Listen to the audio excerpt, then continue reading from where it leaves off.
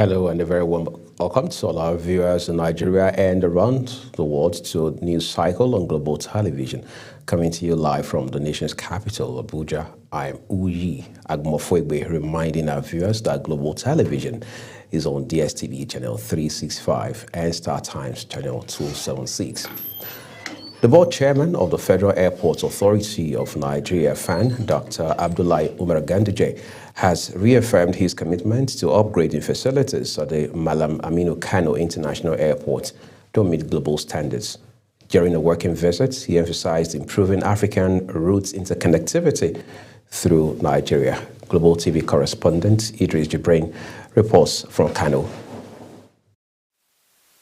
It was a high-level arrival at the VIP wing of the Malam Aminu Kano International Airport as FAN board chairman Abdullahi Ganduje touched down for a one-day working visit. He was accompanied by the managing director of FAN, Olubunmi Kuku, and other senior board members to inspect key facilities across the airport and access areas needing urgent intervention. We are here in order to listen to the progress and also in particular to examine some of the vital issues pertaining to the operation of an international airport like this. There's no doubt we are very much concerned with the infrastructures, especially uncompleted ones.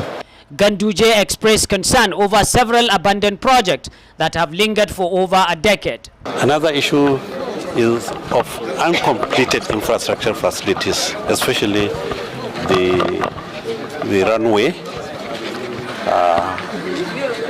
the other old runway which is being under renovation, but it has been abandoned. And also the issue of facilities, especially firefighting equipment, which is absolutely necessary for the safety of the environment and also for the safety of the aircrafts. That one too, we need to look into it. The FAN managing director Olubunmi Kuku also emphasized urgency in the completion of ongoing works, directing contractors to finish within 2 weeks. We're going back to the drawing board, reviewing those projects in collaboration with the federal government. We have identified a few critical projects that we need to push efficiently and make sure that we can bring those to completion. But at the Federal Airports Authority of Nigeria, our core mandate is really to focus on safety as well as the passenger experience. With renewed commitment from the FAN leadership, the Malam Aminu Kano International Airport may soon witness a transformation aimed at enhancing passenger experience and regional connectivity. From Kano, Idris Jibrin, Global Television News. We deeply appreciate your reporting, Jibrin. Attention fled in Abuja as military officers reportedly stopped Minister of the Federal Capital Territory, Nyesom Wike, from accessing the disputed piece of land located under high-tension power lines. The incident occurred after officials of the Development Control Department had earlier attempted to demolish structures on the site but were warded off by soldiers stationed there. Kabir Hassan has details. I am a small boy, but the commission of finance.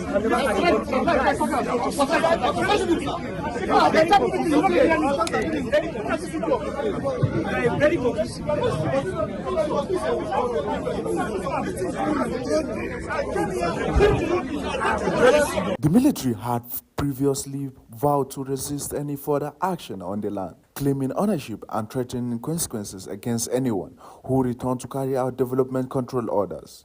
Officials of the FCT administration, however, insisted that all lands within the territory remains under its jurisdiction and that enforcement will continue in line with the Abuja Master Plan. Dialogue is now expected. The Independent National Electoral Commission, INEC, has issued certificates of return to Anambra State Governor Chikuma Soludo and his deputy Onyeka Chukwu Ibezim. The certificates were presented to them by the supervising INEC National Commissioner in charge of Anambra State's election, Kenneth Ikago, in Awka, the state capital, 2 days after Soludo and his deputy were declared winners of the poll.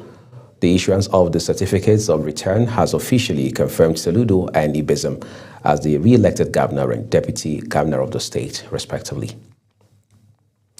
The Federal Ministry of Health and Social Welfare says Nigeria is witnessing significant progress in maternal and reproductive health outcomes despite the country's current economic challenges. Coordinating Minister of Health and Social Development, Professor Muhammad Ali Pate, made this known at a press briefing ahead of the Joint Annual Review Conference and the National Council on Health meeting. Zerao Nasir now reports.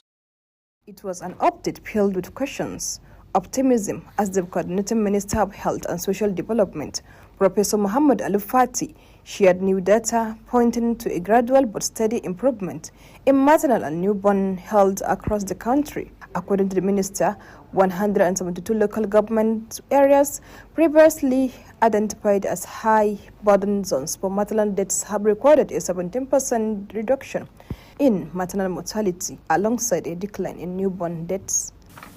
In the 172 local governments, which accounted for more than half the maternal deaths in Nigeria, we've seen 17% reduction in maternal deaths. So that's really, it shows that this can be done. And percentage death reduction in newborn deaths. Professor Fati also noted modest gains in vaccination coverage nationwide, a sign he said that Nigeria's health system is gradually strengthening through collaboration and targeted interventions. This is a very promising trend for crashing maternal mortality, for allowing women to also be able to have a handle on their reproductive rights. 50% of women of reproductive age were using modern contraceptives. The briefing brought together stakeholders and development partners in preparation for the Joint Annual Review Conference and National Council on Health, where discussions will focus on consolidating recent gains and scaling up healthcare delivery nationwide. With the latest figures showing encouraging trends, the Health Ministry says it remains committed to sustaining progress and ensuring that no woman dies while giving life. Zahra Nasir, reporting for Global TV News. Thank you, Zerao. Let's now return to Kano, where tension is rising as coalition of concerned citizens intensifies calls on the Senate to confirm Engineer Ramat Abdullahi as executive chairman of the Nigerian Electricity Regulatory Commission, NERC. This demand came up in Abuja as a group of protesters gathered at the entrance of the National Assembly chanting, waving placards, "Confirm Ramat now." No to political blackmail. A National Assembly correspondent at Nietia Patrick has more. The protesters, identifying themselves as indigenes of Kano State, say the Senate has delayed Abdullahi's confirmation despite a successful screening by the Senate's Committee on Power. They accuse what they call vested political interests of attempting to block the process through petitions and misinformation. The group warned that blocking qualified Nigerians from public service could set a dangerous precedent. We respectfully bring to your attention a matter of significant concern and yet to be concluded confirmation of our son, Engineer Ramat Abdullahi, as Executive Chairman and Executive Officer of the Nigeria Electricity Regulatory Commission, NERC. In a strongly worded letter to Senate President Godswill Akpabio, the group insists the nominee has the competence, integrity, and experience needed to lead the power sector at what they describe as a critical time in Nigeria's energy reforms. They argued that President Bola Tinubu's decision to nominate Abdullahi aligns with the administration's renewed hope agenda and urged the Senate not to bow to what they call blackmailers and fifth columnists. Following his nomination, he appeared before the Senate Committee on Power, chaired by distinguished Senator Enyinaya Abaribe, where he was screened and strongly recommended for confirmation. It was therefore surprising and deeply unsettling that despite being listed on the Senate order paper for confirmation on the 22nd of October 2025, the process did not take place. For now, the Senate is yet to announce the new dates for the confirmation, but with the protest movement expanding and the political pressure mounting, all eyes are on the National Assembly. From the National Assembly, Aniete Patrick, reporting for Global TV News. Governor Hope Uzodinma says his administration remains committed to securing a constitutional role for traditional rulers in Nigeria's governance structure. The governor stated this when he received a delegation of the Southern Traditional Rulers Council led by the Ooni of Ife, Oba Adeyeye Ogunwusi Ojaja II at the Government House in Owerri, the state capital. Our correspondent, Samarachi Ibe, has the rest of the story. Governor Uzodinma said traditional rulers play a vital role in sustaining peace and moral values at the grassroots, noting that their inclusion in the constitution will further strengthen national unity. I also want to thank you for the support you've given the government of President Bola Ahmed Tinubu since he came into office. Also recognizing that their traditional blessings very important and essential for the welfare of the political class. So I will act as a bridge between the political class and you, the royal fathers. He reaffirmed that the process of ensuring constitutional recognition for traditional rulers is ongoing and will soon achieve the desired outcome. As you go about your meetings, count on our support, not only as Imo State Governor, but on behalf of other governors, my brother governors from the South. Responding, the Ooni of Ife, Oba Adeyeye Ogunwusi, commended the governor's leadership and assured that traditional institutions will continue to support government policies that promote peace and development. We now have a message to our president. We will continue to pray for him, and that's why we are here. On this note, since you are our coordinator, we want to extend a courtesy visit to him for us to reassure him of all the necessary steps we've been taking and how to continue to bridge the gap between the people-centric initiative that he's doing, because we are closer to our people, and also to rub minds, to continue to rub minds with him. The visit by the Southern Traditional Rulers Council highlights the strengthening partnership between traditional institutions and government in advancing national unity and development. From Government House Owerri, Amarachi Ibe, reporting for Global TV News. Thank you so very much, Amarachi. The Deputy Speaker of the House of Representatives, Benjamin Kalu, says the Southeast is now benefiting from President Bola Tinubu's Renewed Hope agenda. He made this known while inaugurating the Renewed Hope Partners in Abia State, where he listed major federal interventions in infrastructure, energy, agriculture, and education across the region. Again, National Assembly correspondent Aniete Patrick now reports. At Ukwa West in Abia State, supporters gathered as Deputy Speaker Benjamin Kalu kicked off the inauguration of Renewed Hope Partners across the state's 17 local government areas. Kalu told the crowd that Southeast is beginning to feel what he described as intentional inclusion by President Bola Tinubu's administration. The Deputy Speaker reeled out key federal projects, including the establishment of the Southeast Development Commission, the revival of the Port Harcourt-Maiduguri rail line, and new gas pipeline infrastructure across the region. He also highlighted the compressed natural gas initiative, which he said could save Nigeria 2 trillion naira monthly in fuel imports. Mr. President said, I love Okwa people. I want to develop Okwa people more.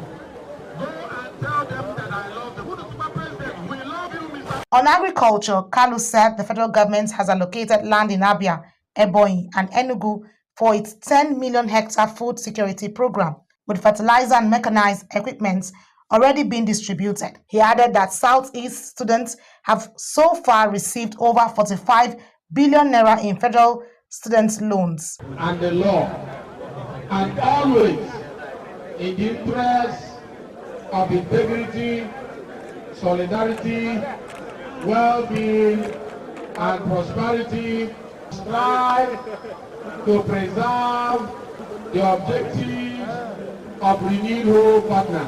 So far, the Renewed Hope Partners have been launched in Ukwa East, Ukwa West, Ugwanabo, Osisioma, and Obingwa. Kalu says the next phase will be the creation of renewed hope councils in every local government aligned with the Southeast Development Commission.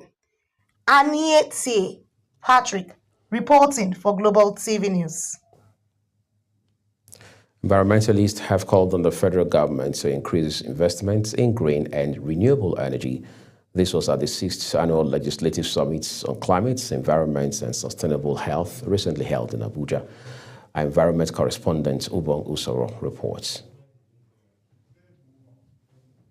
The chairman of the National Agency for the Great Green Wall, Senator Magnus Abe, represented by Honorable Maureen Maremo, said the government must adequately prepare health workers for emerging challenges through improved administrative and management skills. He noted that there is a close link between health and climate, calling for stronger legislation and greater investment in green energy across health facilities.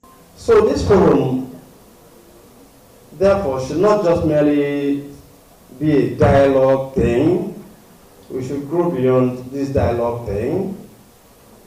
We should talk about wise legislation and to see how we must put these things to good use. In his keynote address, Dr. Alex Chimbaru, the deputy country representative of the World Health Organization, speaking on the topic Accelerating Climate Health Resilience, said that climate change and its impact can no longer be ignored. He called for increased investment in climate-smart solutions, noting that the World Health Organization has implemented solar power projects in Akwa Ibom and River State as pilot initiative. These challenges demand bold leadership and coordinated action across sectors. The good thing, we have people who matter in this room. The legislators, the Senate, partners are all present today. Also speaking, Rita Michael Ojo, the executive secretary of the Nigerian Environment Summit Group, said that the issues of environmental degradation can no longer be neglected, stressing that Nigeria must urgently confront the challenges of degradation, climate change, and global warming. Building resilience from policy to practical sustainability. Nigeria loses over $100 billion annually to the impacts of climate change. Participants at the summit emphasized the need for collaboration between policymakers, the private sector, and development partners to drive sustainable energy solutions. Ubong Usoro for Global Television News. You're watching the live broadcast of News Cycle. When the rest of the broadcast returns, Tinubu pushes CMS deal for fresh 4,000 megawatts power. Details coming shortly, plus business and foreign stories on the other side of this break. Please do stay with us.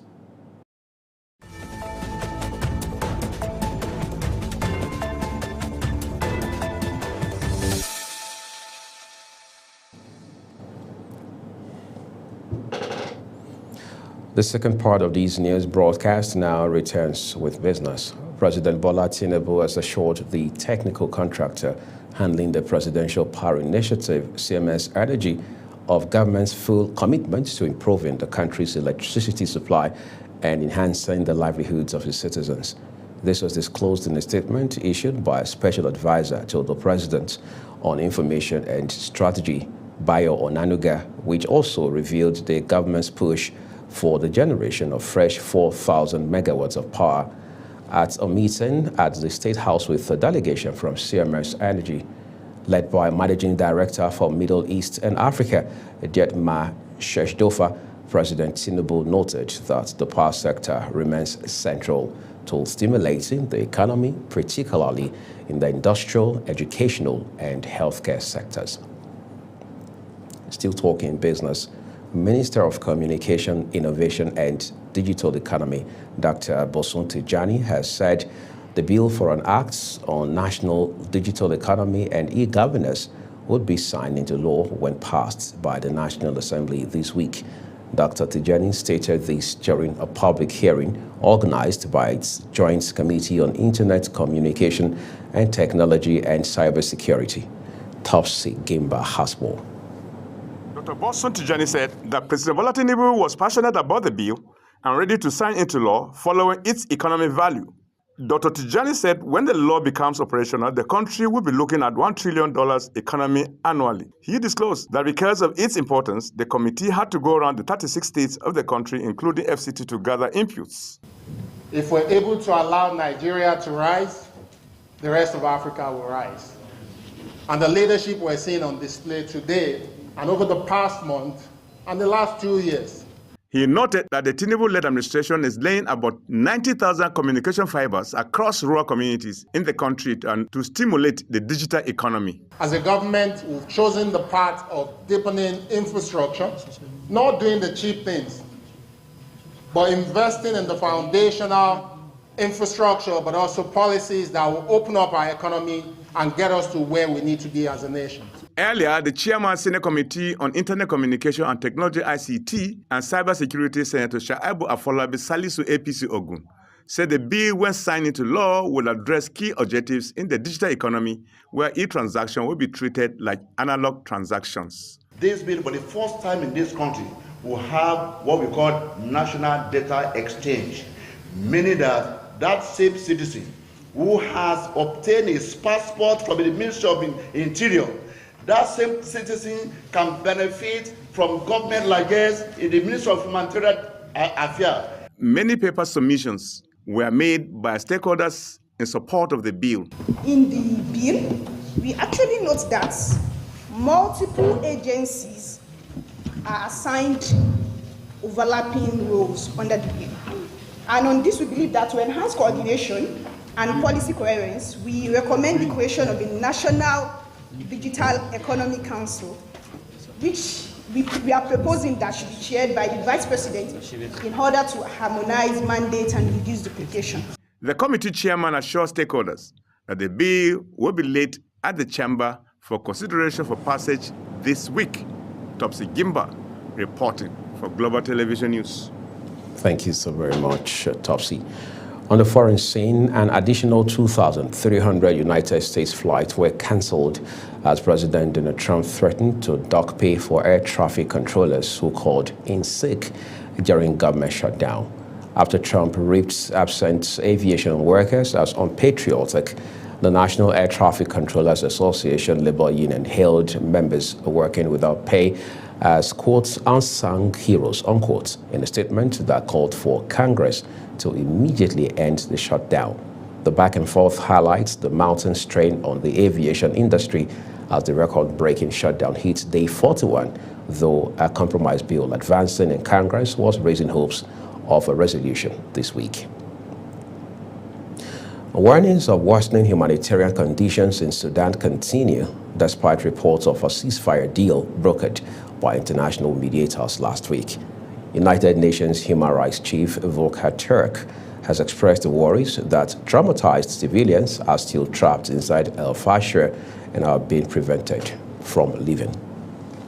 The statement comes amid mounting reports from the United Nations human rights watchdogs and other experts of widespread violence and war crimes after the city of El Fasher fell to the Rapid Support Forces RSF militia on 23rd October this year, which has been battling former allies turned rivals, the military government in Khartoum, for control of Sudan for over 2 years. I think it's clear that atrocity crimes are being committed as we speak. The fact that you have a siege is already in and of itself an atrocity crime. Whether or not it qualifies for genocide is again for traditional authorities to say, but we shouldn't wait for any of this. We should act now when these horrific atrocities are being committed as we speak. I mean, there is a call for us when it comes to war crimes, crimes against humanity, to act for the international community. You don't need to wait until a court decides that it's been genocide. Turk also stated that violence continues even for those who managed to flee the city, since exit routes have become scenes of what he called unimaginable cruelty.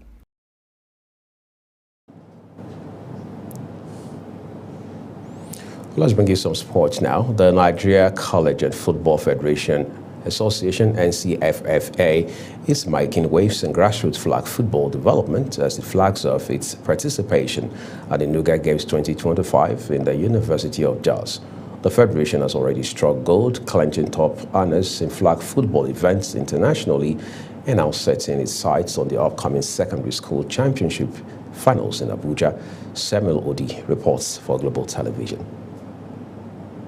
The president of Baseball and Softball Federation, Uche Udozo, commended the organizers of NUGA 2025 for including baseball and softball in this year's lineup, describing it as a major leap towards discovering young talent and expanding the reach of sports beyond the traditional strongholds.